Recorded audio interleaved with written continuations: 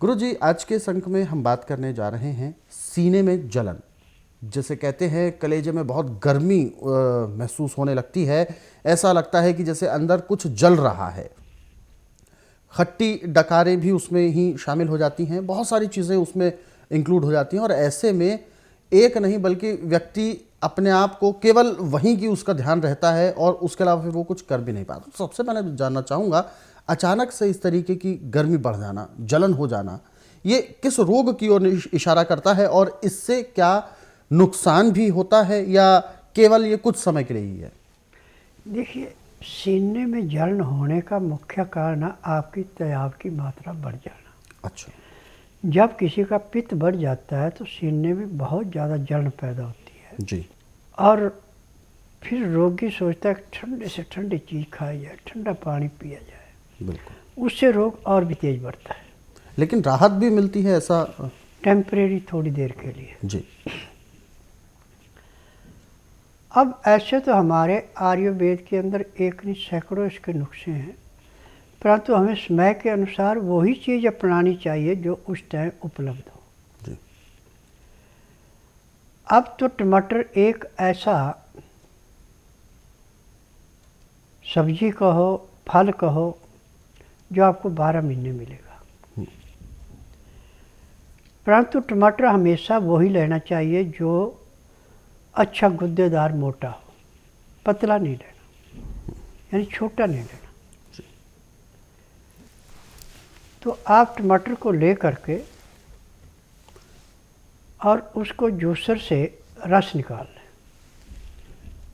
और छाननी से छान लें, उसमें उसका बीज और छिलका नहीं आना चाहिए। अब इस रस के अंदर जितना रस है उससे आधा इसमें लस्सी मिला दें चाहे दही मिला दें। अब इसको फाँट करके पीने से आपको पीते पीते ऐसे ठंड का महसूस होगी जैसे आपने बर्फ़ की सिल्ली कलेजे में रख ली। जी। और नींद बड़ी भयंकर आएगी। अब इसके पीने के बाद यदि आप सो जाते हैं तो उसके बाद 1 घंटे के अंदर अंदर आपको बड़े जोर का प्रेशर बढ़ेगा पेट से।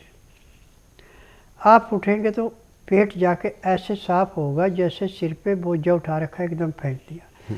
एक ही प्रेशर में पूरा पेट साफ। और जैसे पेट साफ होगा आपको जलन का पता नहीं लगेगा जलन कहाँ होती है। परंतु एक दिन का काम नहीं है, ये आपको कम से कम 15 दिन लगातार अब लेना पड़ेगा। चाय, कॉफ़ी, मीट, अंडा, मछली, तली हुई चीज़ें, सब्जी का शौक है, बिल्कुल छोड़ना पड़ेगा। आप चाहे कोई भी अनाज लें, उसकी चोकर नहीं निकालनी, यानी अनाज का छिलका नहीं निकालना।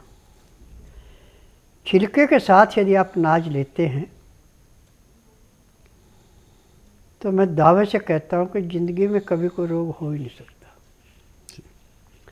सबसे ज़्यादा रोग फैला जो मशीनों का आटा, जिसकी चोकर निकाल के जो गिरी होती है उसको पीस के आपको देते हैं, वो अंदर जाके ऐसे बैठता है जैसे पानी में पत्थर बैठता है। इसका तरीका है कि पहले गेहूँ को भिगोया जाता है, जब गेहूँ फूल जाए तो मशीनों से इसका छिलका अलग कर दिया जाता है और जो इसका अंदर का गुद्दा निकला उसको स्टीमर से गर्माश दे के सुखा करके फिर ये मैदे के रूप में आपको दिया जाता है। और ये अंदर जाके ऐसे बैठता है आंतों में, लीवर पे, जैसे पानी के अंदर पत्थर बैठता है। फिर आपको नाना प्रकार के रोगों के नामांतर मिल जाते हैं।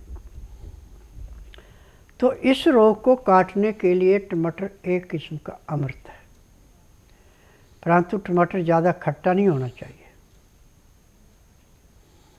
हल्का मीठा होगा और दही मिला के बड़ा अच्छा लगता है। और ये दोनों मिल करके पेट को ऐसे साफ करते हैं जैसे कूड़े करकट के ढेर को माचिस की तिल्ली जला के समाप्त करती है। अब इसमें बड़ी ध्यान देने की बात है कि जब भी टमाटर का सूप पिएं तो उसमें हल्का सा काला नमक, काली मिर्च डाल सकते हैं, बाकी किसी चीज़ के डालने की ज़रूरत नहीं है। और टमाटर का सूप यदि आप 12 महीने 1 कप पी रहे, आधा कप उसमें दही या लस्सी मिला के पी रहे, तो आप समझो कि आप 1000 रुपये का टॉनिक रोज का खा रहे हैं। ये इसका प्रभाव है। परंतु टमाटर फ्रिज में नहीं रखना, फ्रिज के रख के कभी नहीं टमाटर लेना। खुली हवा में टमाटर रहेगा, गर्म पानी से धो के, फिर ताज़े पानी से धो के तभी इसका जूस निकालना है। टमाटर का जूस पिएं चाहे सूप पिएं, ये अमृत के समान है।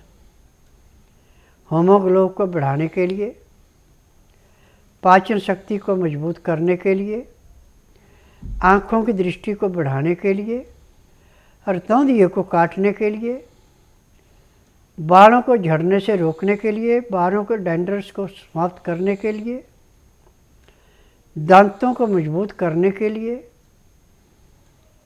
टमाटर एक किस्म का अमृत है।